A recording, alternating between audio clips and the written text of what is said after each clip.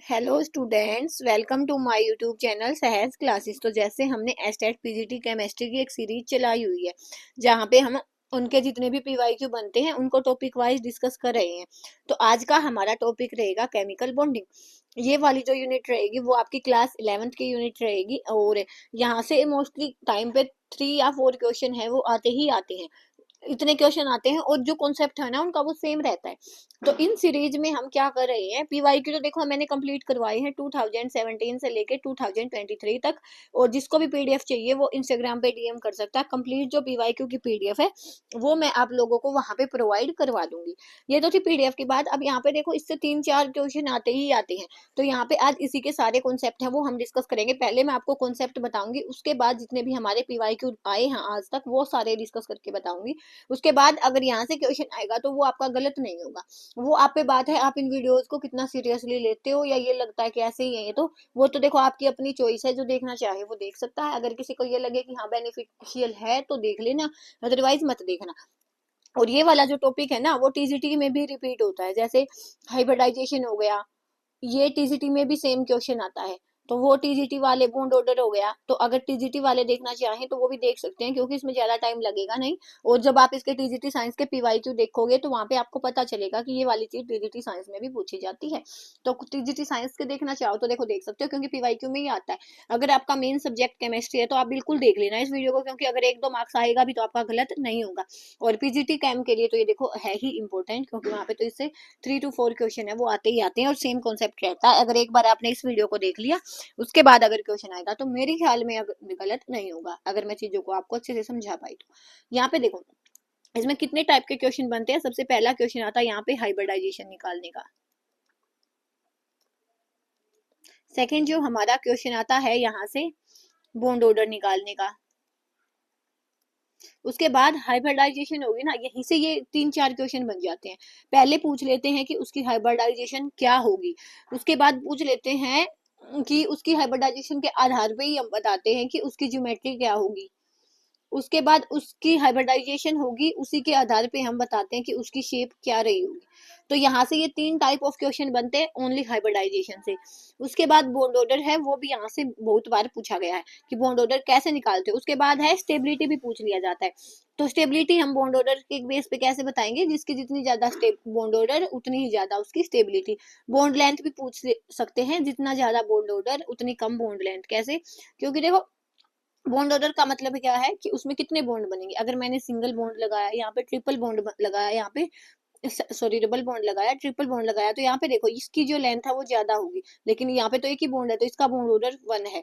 यहाँ पे 2 bond order है लेकिन इनकी लेंथ है वो कम हो जाएगी। तो अगर बॉन्ड ऑर्डर और बॉन्ड लेंथ में ऑर्डर पूछा जाए तो वो क्या होगा, इनवर्सली होगा। क्योंकि ट्रिपल बॉन्ड की जो बॉन्ड लेंथ होती है वो सबसे छोटी होती है, then double bond, then single bond. तो ये वाला इनका बॉन्ड लेंथ का ऑर्डर रहता है। हाइब्रिडाइजेशन के आधार पे हम बताएंगे हाइब्रिडाइजेशन, पहले तो हाइब्रिडाइजेशन निकालेंगे, उसके बाद ज्योमेट्री क्या होगी, उसके बाद शेप क्या होगी, उसके बाद बॉन्ड ऑर्डर देखेंगे। स्टेबिलिटी का भी क्वेश्चन आता है। बाकी जितने पीवाई के होंगे वो मैं आपको बताऊंगी। एक बार मैं आपको मोटा मोटा इनका कॉन्सेप्ट बता देती हूँ। तो यहाँ पे कॉन्सेप्ट क्या रहता है, सबसे पहले हमारा टॉपिक रहेगा हाइब्रिडाइजेशन। ये वाले टॉपिक मैंने पहले भी करवाए हुए हैं लेकिन पीवाईक्यू के साथ मर्ज करके मैंने सोचा एक साथ ही बना दूं। क्या पता किसी को कोई वीडियो दिख जाती है, किसी को नहीं दिख जाती। तो जिसको दिख जाती है उसको तो पता चल जाता है, अदरवाइज जिसके सामने नहीं आती तो उनको लगता है प्लेलिस्ट में आप ढूंढ नहीं पाते। तो अगर प्लेलिस्ट में नहीं ढूंढ पाते तो आप कमेंट में बता दिया अगर मैं प्लेलिस्ट का लिंक है वो आपके पास भेज दूंगी। तो देखो हाइब्रिडाइजेशन यहाँ पे हम किसके हेल्प से काउंट करेंगे, स्टीरिक नंबर की हेल्प से काउंट करेंगे। स्टीरिक नंबर क्या होता है, 1/2। उसके बाद number of valence electron on central atom, कि हमारी जो सेंट्रल एटम है उस पर कितने वैलेंस इलेक्ट्रॉन होंगे, प्लस में जितने भी हमारे पास मोनोवैलेंट एटम होंगे। अब मोनोवैलेंट से हमारा क्या मतलब है, जिसकी वैलेंसी 1 होगी। जैसे मोस्टली आपको जो भी देखने को मिलेगा ना वो हाइड्रोजन होगा, क्योंकि फ्लोरीन की वैलेंसी भी एक होती है, -1 ऐसे लिखते हैं ना। जितने भी हमारे हेलोजन होंगे, क्लोरीन हो गया, ब्रोमीन हो गया, आयोडीन होगा, तो ये आपको किसके उसमें देखने को मिलेंगे, मोनोवेलेंट में। उसके बाद अगर आपके कॉम्प्लेक्स पे जैसे मैंने बोला कि SF4 पॉजिटिव, अगर पॉजिटिव चार्ज है तो वहां पे हम उसको क्या करेंगे, सब्सट्रैक्ट करेंगे। अगर हमारे पास पॉजिटिव चार्ज है तो हम उसको सब्सट्रैक्ट करेंगे। और अगर यहाँ पे हमारे पास जैसे BF4 नेगेटिव हो गया, नेगेटिव चार्ज है तो हम उसको ऐड करेंगे। बस ये वाला एक फॉर्मूला है, इसको अपने दिमाग में बैठा लो, जैसा भी सम आएगा आप कर पाओगे। पहले हमने सीख लिया कि हम स्टेरिक नंबर कैसे निकालते हैं, अब हम सीखेंगे कि स्टेरिक नंबर पे हम हाइब्रिडाइजेशन कैसे बताएंगे। स्टेरिक नंबर तो हमने देख लिया, तो कैसे बताते हैं हम, अगर हमारे पास कंप्लीट ही देखेंगे इसको, एक मिनट।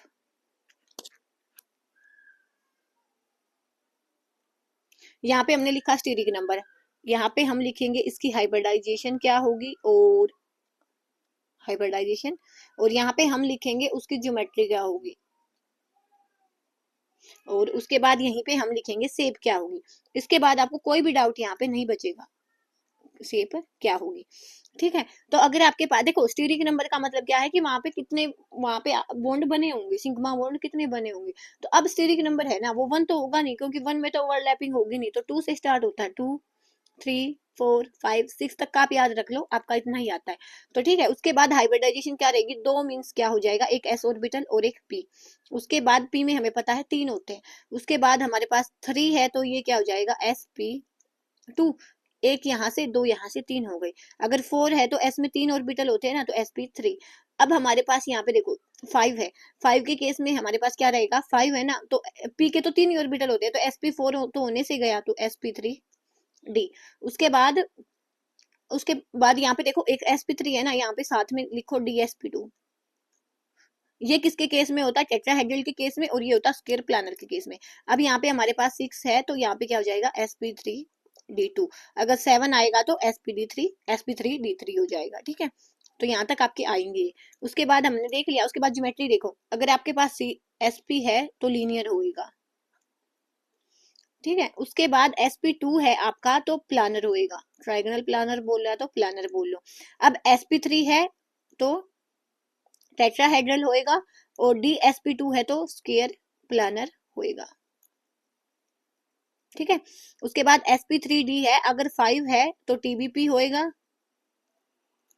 या तो स्क्वायर पिरामिडल होएगा। लेकिन आपके इतनी चीजें नहीं आती, तो आपके केस में sp3d में मोस्ट ऑफ केसेस में टीबीपी ही मिलेगा। 11th की क्लास के अकॉर्डिंग हम देखेंगे तो वहां पे टीबीपी ही मिलेगा, लेकिन यहाँ पे स्क्वायर पिरामिडल भी हो जाता है कई बार। जैसे हमारे पास, अगर हमारे पास जो 3d 4d 5d सीरीज होती है, तो अगर 4d और 5d है ना, तो वहां पे हमारे पास जो टीबी स्क्वायर पिरामिडल है वो वाले कॉम्प्लेक्स बनते हैं। अगर हमारे पास स्ट्रॉन्ग लिगेंड है तो उस केस में भी कई बार स्क्वायर पिरामिडल कॉम्प्लेक्स है वो बन जाते हैं, लेकिन फिलहाल के लिए आप इतना ध्यान रखो कि टीबीपी आएगा। उसके बाद 6 के लिए हम आपके पास क्या आएगा, ऑक्टाहेड्रल। और कई बार क्या हो जाता है, पेंटागोनल बाइपिरामिडल हो जाता है। फिर वही बात है, आपका इतना नहीं पूछा जाता, फिर भी आप ध्यान रख सकते हो कि अगर ऑप्शन में आपको ये हाइब्रिडाइजेशन दे दी जाए, ऑक्टाहेड्रल दे दें, तो आप पजल ना हो। तो यहाँ पे क्या हो जाएगा, ऑक्टाहेड्रल है ना 6 है, तो पेंटागोनल बाइपिरामिडल नहीं, पेंटागोनल पिरामिडल। तो ये वाली भी किसके लिए रहेगी, आपकी 6 स्टेरिक नंबर के लिए रहेगी। उसके बाद इसके अकॉर्डिंग शेप क्या रहेगी, देखो शेप में हम क्या करेंगे, लोन पेयर को काउंट नहीं करेंगे, ओनली किसको काउंट करेंगे, बॉन्ड पेयर को काउंट करेंगे, बॉन्ड पेयर को ही काउंट करेंगे, लोन पेयर को हम शेप में काउंट नहीं करेंगे। तो ये वाली चीज आपने ध्यान रखनी है। तो शेप जैसे ही आएगी मैं आपको बता दूं, देखो 2 के लिए नहीं देखेंगे, 3 के लिए देखो, अगर हमारे पास 3 है, मीन्स हमारे पास प्लानर होगा, तो वहां पे अगर हमारे पास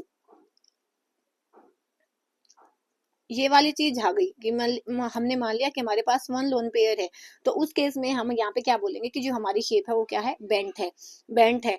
टेट्राहेड्रल के केस में भी हम देख लेंगे, टेट्राहेड्रल के केस में हमारे पास अलग अलग शेप होंगी, जैसे हमारे पास ये वाला है CH4, तो यहाँ पे हम इसको क्या बोलेंगे, यहाँ पे हमारे पास इसकी शेप टेट्राहेड्रल है, लेकिन एक बॉन्ड पेयर को हटा के हम यहाँ से अगर लोन पेयर लगा दें और फिर हम बोलें कि इसकी शेप क्या होगी, तो इसकी शेप हो जाएगी पिरामिडल। एग्जाम्पल के लिए हम NH3 ले, तो यहाँ पे ये आता लोन पेयर, तो हम इसके लोन पेयर को काउंट नहीं करते, तो ये शेप क्या हो जाती है, पिरामिडल हो जाती है। तो इसके केस में अगर लोन पेयर है तो हमारी जो शेप हो जाएगी वो क्या हो जाएगी, पिरामिडल हो जाएगी। अब स्क्वायर पिरामिडल में भी ऐसे केस बनते हैं, वहां पे स्क्वायर पिरामिडल के केस जब हम डिस्कस करेंगे, तो वहां पे एक, जैसे हमारे पास ये वाला कॉम्प्लेक्स हो गया SF4, कई बार पूछ लिया जाता है, तो यहाँ पे लोन पेयर आ गया, तो इस वाली शेप को हम क्या बोलते हैं, शीशा। इसी के केस में अगर हमारे पास 2 लोन पेयर दिए होते, तो हमारी जो शेप रहती, और कोई एग्जांपल हम ले ए, और यहाँ पे देखो बी बी बी, तो ये वाली शेप हो जाती है हमारी टी शेप। T shape. तो ऐसे अगर एक लोन पेयर है और टीबीपी आपकी ज्योमेट्री है तो शीशा हो जाएगी शेप। अगर दो लोन पेयर यहाँ पे आ गए हमारे पास तो टी शेप हो जाएगी। अगर हमारे पास यहाँ पे तीन लोन पेयर आ गए तो यहाँ पे एक लोन पेयर और आ जाएगा और हमारी जो शेप हो जाएगी वो हो जाएगी लीनियर। तो ऐसे करके आपने इन चीजों को समझना है। उसके बाद अगर हमारे पास ऑक्टाहेड्रल रहेगा तो ऑक्टाहेड्रल में देखो वैसे तो हमारे पास 6 लिगेंड होते हैं ऐसे, ठीक है।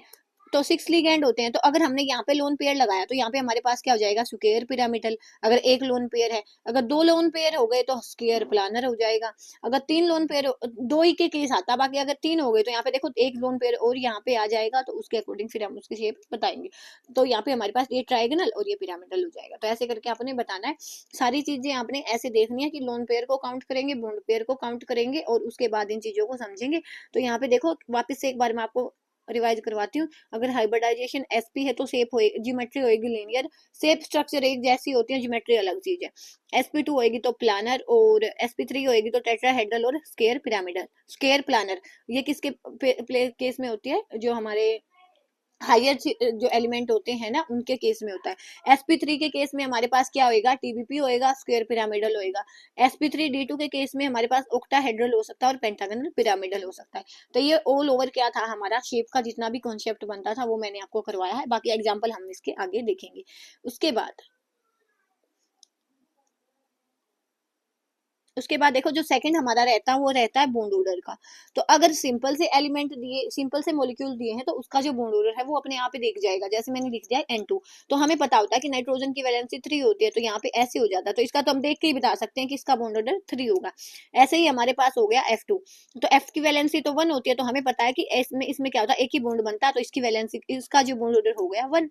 ऐसे ही हमारे पास O2 का केस आएगा। तो O2 के केस में हमें पता है कि यहाँ पे इसकी वैलेंसी 2 होती है, और यहाँ पे ये दो बॉन्ड बनाएगा और इसका जो बॉन्ड ऑर्डर हो जाएगा 2 हो जाएगा। ये तो बात किसकी थी, जब नॉर्मल आ जाए। अब हमारे पास NO आ गया, CO प्लस आ गया। तो इन चीजों में आपने पजल नहीं होना है और यहाँ पे इसका जो बॉन्ड ऑर्डर है वो हम कंप्लीट निकाल के देखेंगे, ठीक है। तो कैसे देखेंगे इसका बॉन्ड ऑर्डर हम, तो यहाँ से देखो आपको क्या होना, आपने बस पहले क्या करना है, वैलेंस इलेक्ट्रॉन काउंट करने हैं। वैलेंस इलेक्ट्रॉन काउंट करके वहां पे आपके पास दो केस बनेंगे। एक तो बनेंगे कि जो आपके वैलेंस इलेक्ट्रॉन है वो इक्वल टू 14 हो या तो लेस देन 14 हो, और एक आपका केस बनेगा कि जो भी आपने वैलेंस इलेक्ट्रॉन है वो मोर देन 14 हो। तो इन दो केसेस में आपने देखना, इनमें बस थोड़ा सा डिफरेंस रहता है, वो रहता है पी ऑर्बिटल में। बाकी इनमें कोई ज्यादा डिफरेंस नहीं आता। तो कैसे होएगा, तो देखो पी में कैसे रहता है, जैसे एग्जाम्पल के लिए लिखा मैंने N2। तो N2 है, N में कितने इलेक्ट्रॉन है 7, और यहाँ पे 7, तो यहाँ पे हो गई 14 इलेक्ट्रॉन। और यहाँ पे एक केस ले लिया मैंने O2 का, ये तो बस आपके बताने के लिए है, O प्लस O। यहाँ पे 8 प्लस 8 कितने हुए, 16। हाँ, तो हमारे पास यहाँ पे इलेक्ट्रॉन कितने हुए 16, और यहाँ पे हमारे पास कितने हुए, टोटल इलेक्ट्रॉन आपने काउंट करने हैं। यहाँ पे वैलेंस की बजाय क्या लिखो, टोटल इलेक्ट्रॉन। वैलेंस मैंने बाई चांस बाई मिस्टेक बोल दिया, सॉरी। बाकी यहाँ पे हम देखेंगे टोटल इलेक्ट्रॉन। नाइट्रोजन का एटॉमिक नंबर 7 इलेक्ट्रॉन तो 14 हो गया, यहाँ पे 16 हो गया, ठीक है। तो उसके बाद हमें लिखना है इसका कॉन्फ़िगरेशन। तो 40 कैसे लिखते हैं, हमारा नाइट्रोजन क्या होता है 1s2 2s2 और 2p3, ये हमने देख लिया 2p3, और यहाँ पे क्या आ जाएगा 2p4। तो दोनों के केस में हमने देख लिया, इसके केस में 2p3 आएगा, इसके केस में 2p4 आएगा। और तो अब हम इनका बनाएंगे, कैसे बनाएंगे, देखो इससे ये वाली जो नाइट्रोजन है ना सेकंड वाली का भी तो सेम रहेगा, ऐसे ही ऑक्सीजन का भी सेम रहेगा 2p4। तो यहाँ पे हम कैसे बनाते हैं इसके ऑर्बिटल वो देख लेते हैं। हम यहाँ पे जब इसका ऑर्बिटल बनाएंगे तो यहाँ पे हमारे पास होते हैं बॉन्डिंग ऑर्बिटल, और उनसे ये होते हैं हमारे पास एटॉमिक ऑर्बिटल, और एटॉमिक ऑर्बिटल से हमारे पास क्या बनते हैं बॉन्डिंग, और इन्हीं से हमारे पास क्या बनते हैं एंटी बॉन्डिंग। तो ये वाले ऑर्बिटल हमारे पास बनते हैं। तो 1s का केस है, ये एक नाइट्रोजन के लिए लिया हमने, एक नाइट्रोजन के लिए लिया।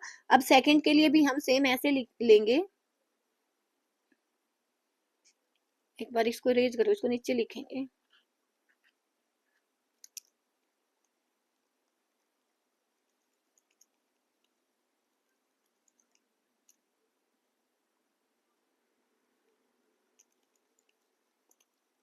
देखो नीचे से लिखते स्टार्ट होंगे। तो हमने लिखा यहाँ पे कि हमने लिखा ये 1s का ऑर्बिटल था एटॉमिक, और ये इसके बॉन्डिंग एंटी बॉन्डिंग हो गई, किसके केस में 1s के केस में। अब ऐसा ही हमारे पास किसके केस में होगा, 2s के केस में होगा, कि एक हमारे पास ये वाले एटॉमिक ऑर्बिटल हैं और ये वाले हमारे पास बॉन्डिंग है और ये वाले एंटी बॉन्डिंग है। तो सेम केस हमारे पास ऐसे भी यहाँ पे भी चलेगा, सेम केस यहाँ पे चलेगा। ऑक्सीजन के केस में ये 2s का हो गया हमारे पास और ये 1s का हो गया, ये 1s के हो गए हमारे पास ऑर्बिटल। ये वाला एंटी बॉन्डिंग होता है तो इसको हम सिग्मा स्टार से दिखा सकते हो, इसको सिग्मा से। ऐसे ही हमारे पास ये वाला हो जाएगा सिग्मा 1s है, ये वाला क्या हो जाएगा सिग्मा 2s और ये हो जाएगा सिग्मा स्टार 2s। ये एटॉमिक ऑर्बिटल है और ये वाले एंटी बॉन्डिंग और ये वाले बॉन्डिंग। इतना करने के बाद हमारा जो रहता है ना वो किस में डिफरेंस कहाँ पे आएगा, पी ऑर्बिटल वाले में डिफरेंस रहेगा। कैसे कि अगर हमने यहाँ पे पी ऑर्बिटल का जो कॉन्फ़िगरेशन है वो बनाना है तो कैसे बनाएंगे, 1s हो गया 2s हो गया, इन दोनों के केस में अगर पी का केस बनाएंगे ना हम, तो यहाँ पे मैंने लाल वाले से नाइट्रोजन को दिखाया और ब्लू वाले से ऑक्सीजन को। तो 2p के केस में अगर हमारे पास 3 ऑर्बिटल होते हैं तो 3 ऑर्बिटल वहां पे स्प्लिटिंग होके अगर हमारे पास लेस देन 14 हो इलेक्ट्रॉन या तो इक्वल टू 14 हो तो ये वाला कॉन्फ़िगरेशन रहता है और ऊपर दोनों में सेम रहेगा। बस आपने इस चीज का ध्यान रखना है, ठीक है, इस चीज को आपने माइंड में बिठा लेना है। और अगर हमारे पास ऑक्सीजन का केस है, ऑक्सीजन का केस है, ये हमारा किसका है, नाइट्रोजन का है, तो नाइट्रोजन का है। अगर हमारे पास ऑक्सीजन का केस है तो वहां पे भी सेम रहेगा, लेकिन यहाँ पे इलेक्ट्रॉन कितने थे, 16 थे टोटल। तो यहाँ पे ये वाली चीज हो जाएगी, ये जो 1 वाला ऑर्बिटल है ना सिग्मा वाला, वो तो 2πx वाला वो तो नीचे आएगा और YZ वाले ऊपर चले जाएंगे। सेम चीज यहाँ पे होगी, यहाँ पे हो जाएगा ऐसे। हमारे पास ये ऊपर वाला सेम रहेगा, बस नीचे यहाँ पे 2 वाला नीचे आएगा अगर लेस देन 14 है और इक्वल टू 14 है। अगर मोर देन 14 है तो 1 वाला नीचे आएगा। ये हमारे पास हो जाएगा सिग्मा 2px और ये हो जाएंगे पाई 2py और या पाई 2px लिखो इसको, पाई 2py और पाई 2pz, क्योंकि p ऑर्बिटल है ना। उसके बाद यहाँ पे हो जाएगा ये pi star 2py pi star 2pz और ये हो जाएगा sigma star 2p pi star 2px। ठीक है, ये वाले एटॉमिक रहेंगे, ये वाले हमारे पास एंटी बॉन्डिंग और ये वाले हमारे पास बॉन्डिंग ऑर्बिटल रहेंगे। उसके बाद हम देखेंगे 1 बाय 1 इनके एग्जांपल। जैसे N2O2 का लिया था, तो N2O2 में हम देखेंगे कि S1s में क्या का एक एक इलेक्ट्रॉन है, तो 2 यहाँ पे हमने लिखे, 2 यहाँ पे आए, 2 यहाँ पे आए, तो ओवरऑल 4 हो गए। तो 1 2 3 4 कंप्लीट फिल हो गया। ऐसे 2s में भी 1 2 3 4 ऐसे फिल हो गए।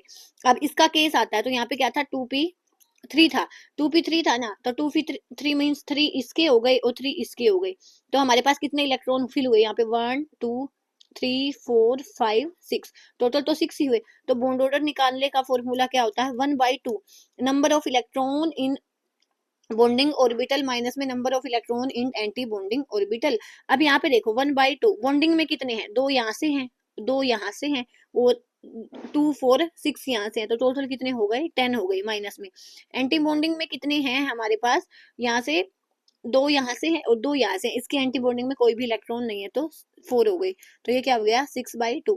तो हमारा जो बॉन्ड ऑर्डर आया कितना आया, 3 आया। N2 के केस में 3 आया। वैसे भी हमें पता है कि NN के बीच में ट्रिपल बॉन्ड होता है, तो ऐसे आपने इसको निकालना है।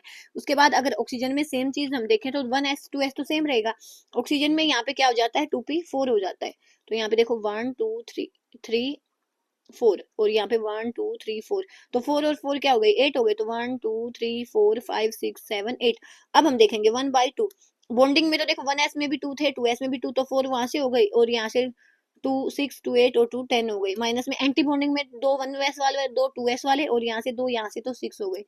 तो ये हो जाएगा 4/2 तो 2। तो हमें पता है कि O का बॉन्ड ऑर्डर है वो 2 होता है, तो ऐसे आपने इसको निकालना।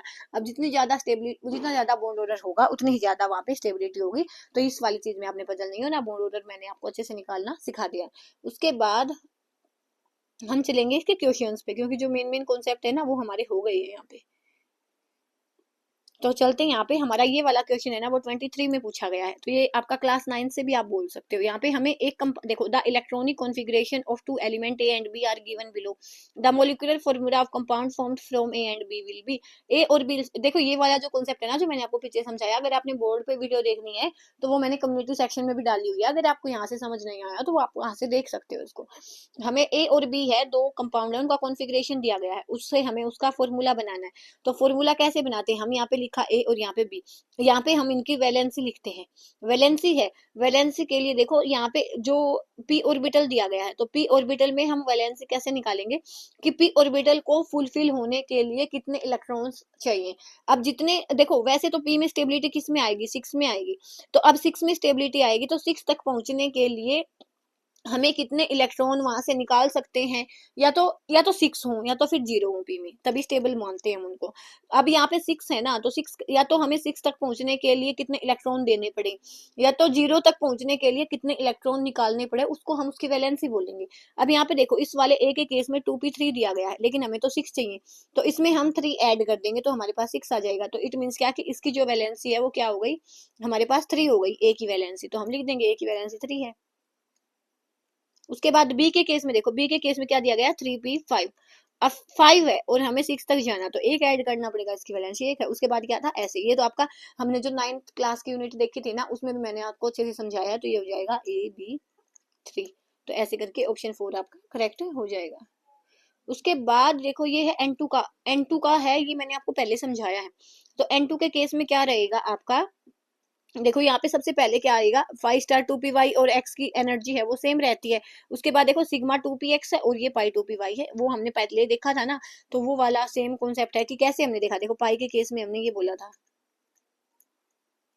कि N2 है ना, तो 7 + 7 14 इलेक्ट्रॉन थे, तो 14 इलेक्ट्रॉन थे ना, तो वहां पे क्या है कि ये वाला केस बनेगा। तो मैंने वहां पे इसको शायद पाई ली दिया, तो आप इसको है ना सिग्मा 2px करो, क्योंकि सिंगल यहाँ पे सिंगल ऑर्बिटल है ना, तो हम सिग्मा 2px करेंगे इसको। तो वहां पे भी आप करेक्ट कर लेना इन चीजों को कि ये सिग्मा 2px होएगा, ठीक है। उसके बाद देखो ये हमारे पास क्या है 2py, बाकी तो ठीक है। ये पाई 2py है और पाई 2pz है। अब ये एंटी बॉन्डिंग वाले हैं जो पाई स्टार 2py है, और ये हमारे पास हो जाएगा पाई स्टार 2p z, और सिग्मा स्टार है, सिग्मा स्टार 2px है, वो सबसे कम होएगा। अब यहाँ पे देखो पाई 2py है ना, तो पाई 2py है, उसकी तो एनर्जी सबसे कम होगी, तो ये वाली ठीक है। उसके बाद इसमें पाई 2py की कम है, इसमें पाई 2py की कम है, लेकिन यहाँ पे देखो जेड वाले को अकेला किया हुआ है, लेकिन हमारे पास जो ऑर्बिटल होता है ना, वो वाई जेड की एनर्जी सेम रहती है और एक्स की है वो अलग रहेगी, क्योंकि हम जो वो हमारे पास स्टैंडर्ड होता है ना, उसको एक्स को प्रिंसिपल एक्सिस लेके चलते हैं, जब तक हमारे को कोई भी प्रिंसिपल एक्सिस नहीं दी गई हो। तो हमारा ऐसे करके ऑप्शन 1 करेक्ट हो जाएगा। वैसे देखें तो देखो यहाँ पे सिग्मा वाला बचा, फिर सिग्मा 2px की एनर्जी आएगी, उसके बाद एनर्जी यहाँ पे आएगा जेड, वाई जेड की है वो कंपैरिजन में होएगी और एक्स की सबसे मैक्सिमम होएगी। तो ऐसे करके हमारा ऑप्शन 1 है वो करेक्ट हो जाएगा। वहां पे हमने पाई बोल दिया, इसको पाई 2px बोल दिया, लेकिन आप इसको सिग्मा 2px करो, सिग्मा 2px ही रहेगा। उसके बाद देखो क्वेश्चन ये वाले आपके 2023 में आए हुए हैं इतने question. In NO3 the number of bond pairs and lone pairs of electron on nitrogen atom are respectively। तो N देखो, N क्या है, N के आउटर मोस्ट में 7 एटॉमिक नंबर है, तो 2 और 5 होते हैं, तो 5 इलेक्ट्रॉन होंगे, 3 4 5। और ऑक्सीजन है, उसके वैलेंस इलेक्ट्रॉन में कितने होंगे, ऑक्सीजन 8 एटॉमिक नंबर, 2 6 होंगे। तो यहाँ पे हमने बनाया क्या, ऑक्सीजन, तो 1 2 3 4 5 6, 2 3 4 5 6। अब हमें यहाँ पे देखो एक जो ऑक्सीजन है उसको हम ऊपर बनाएंगे,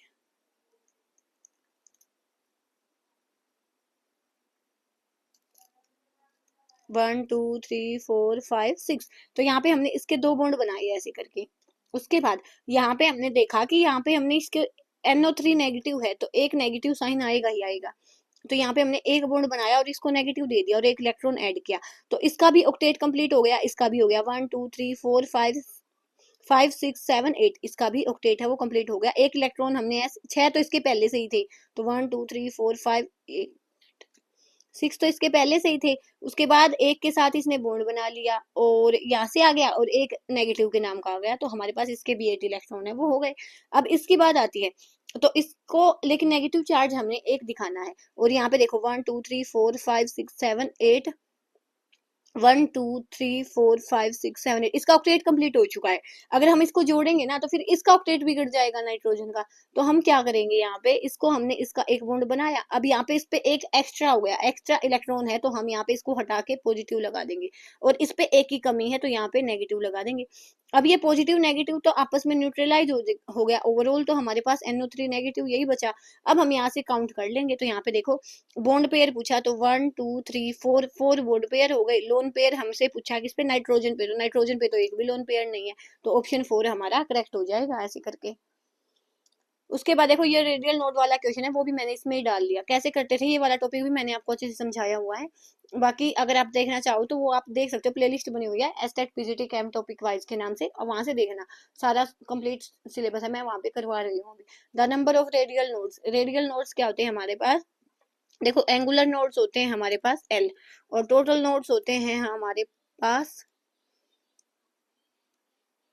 n-1। अब एंगुलर नोड ये है, टोटल ये है, तो हमारे पास रेडियल नोड का फॉर्मूला क्या निकल के आता है, n-l-1, कि n-1 तो है ही, और इसमें से हम l और घटा दें तो n-l-1। अब n क्या होता है, जो इसके आगे लगा होता है, जो हमारा प्रिंसिपल क्वांटम नंबर होता है, तो यहाँ पे हमें दिया गया है 4,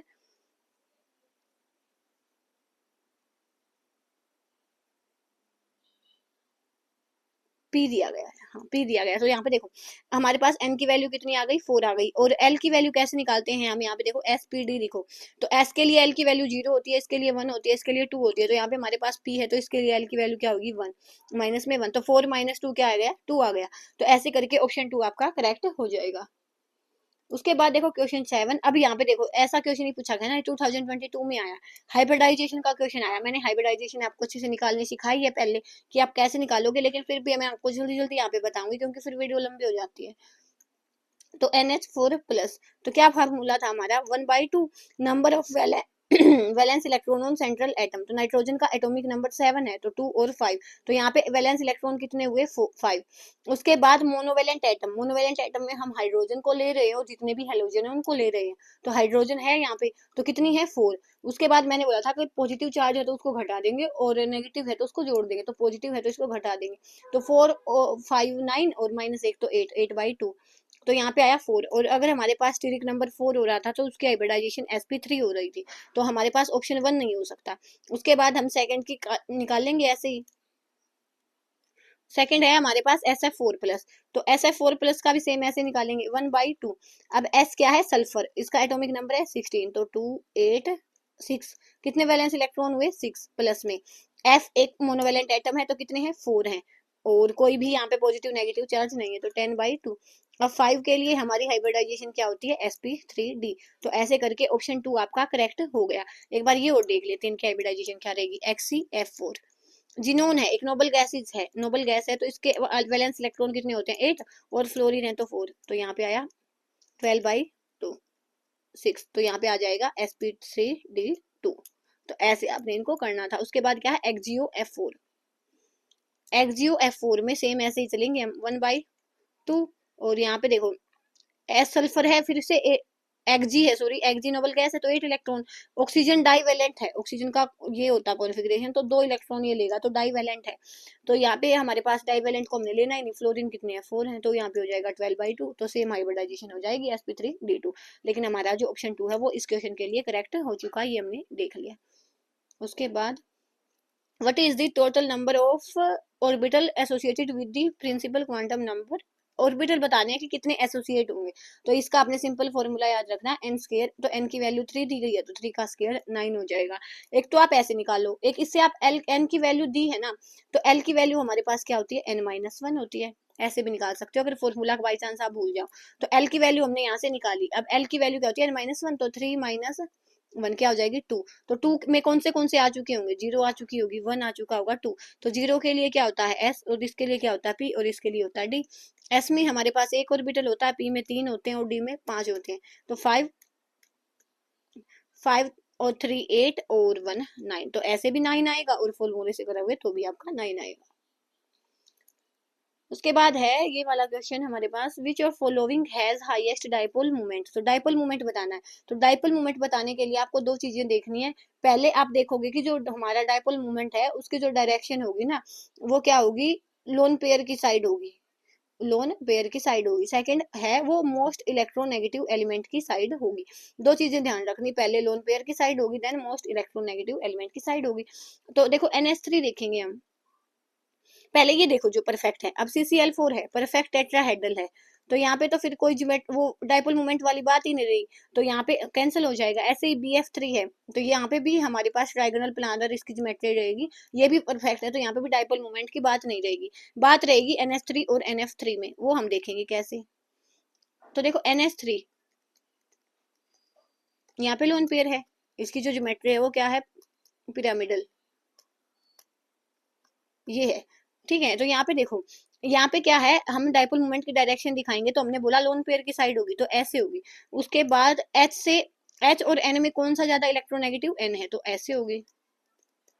ठीक है, लेकिन इसके केस में देखेंगे हम, NF3 के केस में, तो यहाँ पे कैसे होगी, पहले ये वाली चीज तो इसमें भी कॉमन है, लेकिन N और F में कौन सा ज्यादा इलेक्ट्रोनेगेटिव है, F।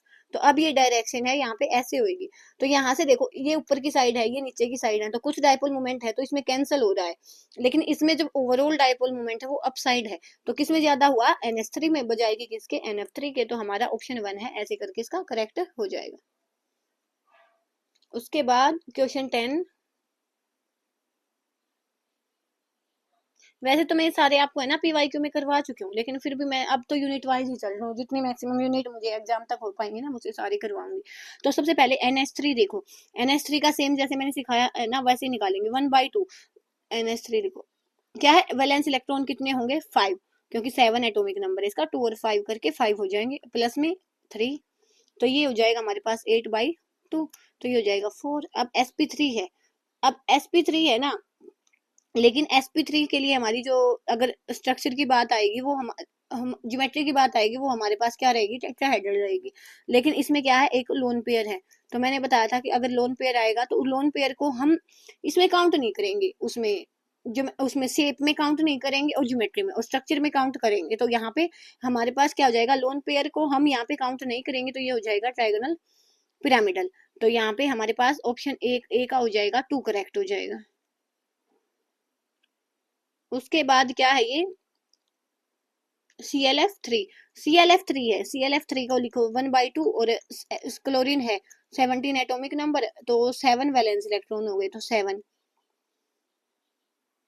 प्लस में 3, तो 10/2 5 हो जाएगा। 5 के लिए क्या होगी, sp3d2 मीन्स क्या, TBP हो जाएगी। अब TBP होएगी, लेकिन TBP है उसको हम बनाएंगे ना, तो यहाँ पे हमने लोन पेयर को तो हम काउंट करेंगे नहीं।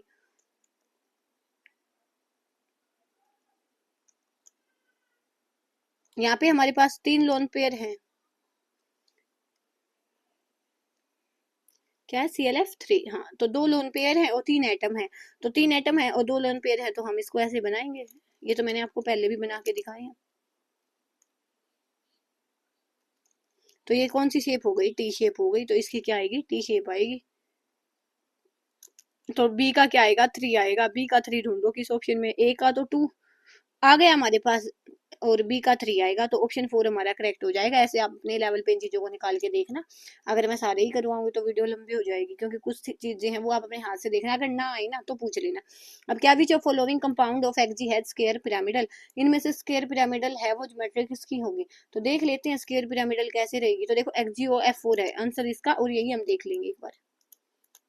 तो 1/2, एक्जी में कितने वैलेंस इलेक्ट्रॉन, 8, और फ्लोरीन में 4, तो 8 और 4 12, 2/2 6, तो क्या हाइब्रिडाइजेशन हो गई, sp3d2।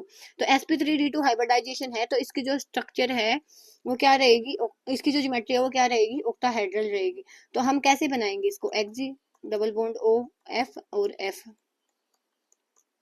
ऐसे बनाएंगे ना। और यहाँ पे एक्जी है हमारे पास, इसके वैलेंस इलेक्ट्रॉन कितने होते हैं, 8 होते हैं, तो यहाँ पे एक लोन पेयर बचेगा, लेकिन हम क्या, हम नहीं यहाँ पे लोन पेयर को काउंट नहीं करेंगे, तो स्क्वायर पिरामिडल हमें बताना है। तो देखो यहाँ पे क्या हो जाएगा, इनसे हमें क्या मिला, यहाँ से हमें क्या मिला, स्क्वायर, और ये हमारा क्या हो गया, पिरामिड। तो स्क्वायर पिरामिडल है वो किसकी हो जाएगी, XgO4 की हो जाएगी। अगर मैं इन बाकियों की बताना चाहूँ आपको, तो बाकी ऑप्शन में क्या दिया गया है, XgF4, तो ये क्या होगा, 1/2 और 8 + 4, ये हो जाएगा 12/2। तो हाइब्रिडाइजेशन तो इसकी भी 6 ही रहेगी, sp3d2, लेकिन यहाँ पे लोन पेयर आए और यहाँ पे ये F आए, तो ये हो जाएगी, इसकी हो जाएगी स्क्वायर प्लानर। अब यहाँ पे दो लोन पेयर और आ जाएंगे, तो यहाँ पे आ गए, और यहाँ पे इसकी जो ज्योमेट्री, यहाँ पे लोन पेयर आए और इसकी जो ज्योमेट्री हो जाएगी वो हो जाएगी लीनियर। तो इन चीजों को बस आपने ऐसे समझना है। उसके बाद नेक्स्ट चलते हैं। यहाँ पे हमें क्या दिया गया है, number of molecules in 100 ml of each of O2 NH3 and CO2 at STPR, इनमें कितने नंबर ऑफ मोलिक्यूल होंगे। तो जब भी किसी भी गैस के आपके वॉल्यूम सेम दिया गया है ना, तो वहाँ पे जो नंबर ऑफ मोलिक्यूल है वो भी क्या रहेंगे, इक्वल रहेंगे, तो आंसर हो जाएगा हमारा सेम। तो ये वाली चीज किसमें बताई गई है, एवोगाड्रो लॉ में। तो यहाँ पे क्या पूछा गया है हमसे, the stability order of oxide, peroxide and super oxide of alkali metals is. Oxide और पेरोक्साइड और सुपर ऑक्साइड है ना एल्कली मेटल के बनाएंगे, तो वहां पे स्टेबिलिटी ऑर्डर क्या रहेगा। तो ऑक्साइड हमारे पास क्या रहता है, ऑक्साइड हमारे पास रहेगा O2 नेगेटिव, और हमारे पास पेरोक्साइड क्या रहता है, O2 2 नेगेटिव, और यहाँ पे जो सुपर ऑक्साइड है वो क्या रहेगा, O2 नेगेटिव। तो एल्कली मेटल्स के साथ इनके कॉम्प्लेक्स बनाएंगे ना हम, तो यहाँ पे दो चीजें होती हैं, एक होती है लैटिस एनर्जी जो काम करेगी यहाँ पे, और एक इसका साइज होता है। तो वैसे तो देखो जैसे जैसे हम डाउन द ग्रुप जाएंगे ना, तो इनका जो ऑर्डर है वो चेंज होता रहेगा। अगर हम सीजियम के साथ करें तो सुपर ऑक्साइड है वो सबसे ज्यादा अच्छे से जो ऑक्साइड बनाएगा ना वो बनाएगा, तो उसकी स्टेबिलिटी ज्यादा होगी सबसे। लेकिन यहाँ पे हमें ये मेंशन ही नहीं दिया गया कि कौन सी एल्कली मेटल के साथ हमें दिखाना है। तो नॉर्मल हम जो जनरल होगी हमारी जो मोस्ट कॉमन एल्कली मेटल है सोडियम के साथ देखेंगे। तो सोडियम के साथ देखेंगे तो वहां पे क्या सबसे ज्यादा नॉर्मल ऑक्साइड की स्टेबिलिटी होती है, देन पर ऑक्साइड की, और देन सुपर ऑक्साइड की। तो जो हमारा क्वेश्चन 32 है ना, इसका ऑप्शन 2 करेक्ट हो जाएगा। अदरवाइज तो ये क्या करेगा, वेरी करेगा, जैसे जैसे हम डाउन द ग्रुप जाएंगे ना तो साइज इंक्रीज होगा। तो साइज अगर इंक्रीज होगा कैटायन का, तो वो एनायन होगा ना, वो भी तो बड़े साइज वाला स्टेबल होगा। तो ऐसे करके यहाँ पे ये चीजें होती हैं। तो यहाँ पे हमें ये मेंशन नहीं दिया गया कि कौन सी एल्कली मेटल के साथ करना, तो हमें यहाँ पे सोडियम का एग्जांपल लेके चले, और सोडियम का साइज इतना ज्यादा बड़ा नहीं होता। तो यहाँ पे नॉर्मल ऑक्साइड सबसे ज्यादा होता है, then peroxide, then super oxide का साइज बहुत बड़ा होता है, तो ये सबसे लास्ट में होता है इन केस ऑफ सोडियम। तो इसलिए हमने सोडियम का केस मान के इसको बता दिया, और ऑप्शन 2 हमारा करेक्ट हो गया।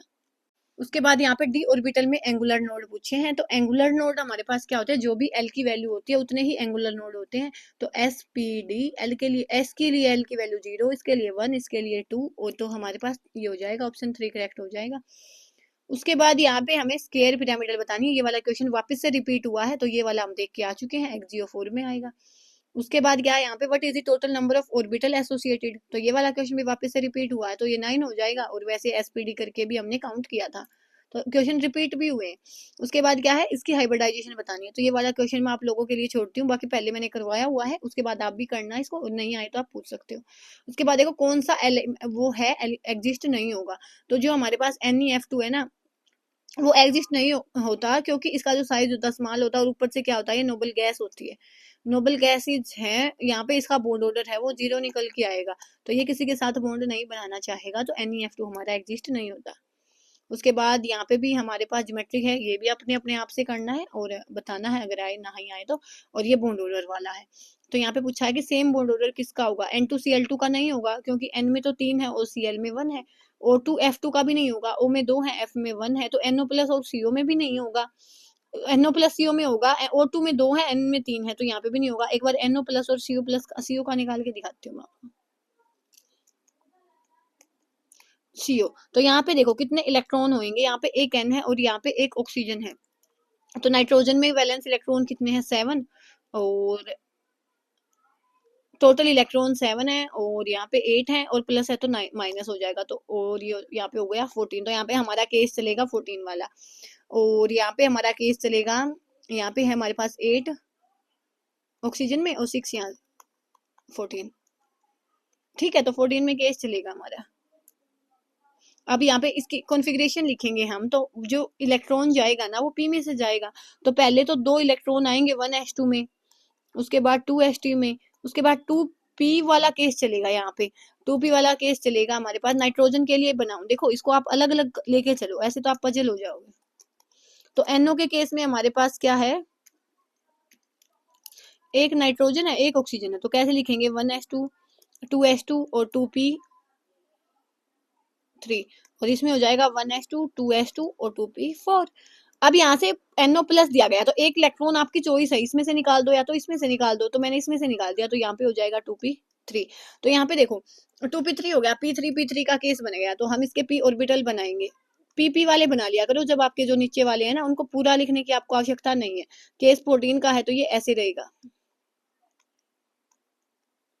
उसके बाद हम इलेक्ट्रॉन की फिलअप करेंगे। यहाँ पे क्या है, 6 है, तो 1 2 3 4 5 6। तो यहाँ पे हमारा जो बॉन्ड ऑर्डर आएगा वो कितना आएगा, कैसे निकालते हैं, बॉन्डिंग में कितने हैं, 6 है, एंटी बॉन्डिंग में तो एक भी नहीं है, तो ये हो जाएगा 6/2 3।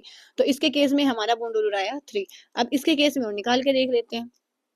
CO14 है, तो यहाँ पे भी तो सेम केस बनेगा ना। तो यहाँ पे देखो C के केस में क्या होगा, 1s2 2s2 2p 2। और ये हो जाएगा हमारे पास ऑक्सीजन के केस में 1s2 2s2 और है 2p4, 8 है ना ऑक्सीजन का नंबर। हाँ, तो यहाँ पे देखो p में 4 है, यहाँ पे 2 है, तो अगर एक साइड 4 हो गई, यहाँ पे 1 2 3 4 और यहाँ पे 2 हो गए, तो ओवरऑल तो फिर भी 6 रहे, तो इलेक्ट्रॉन की फिलअप तो ऐसे ही होगी, तो बॉन्ड ऑर्डर भी इसका सेम रहेगा। तो ऐसे करके आप इसको निकाल सकते हो। उसके बाद ये सेम पहले वाला क्वेश्चन रिपीट हो गया, तो ऐसे करके देखो क्वेश्चन रिपीट भी हो रहे हैं। तो बस आज के लिए इतना ही, हमारी जो केमिकल बॉन्डिंग यूनिट है वो कंप्लीट हो गई। तो उस आज के लिए इतना ही। नेक्स्ट वीडियो में हम किसी भी नेक्स्ट यूनिट के साथ मिलेंगे, तब तक के लिए धन्यवाद। Thanks for watching my video.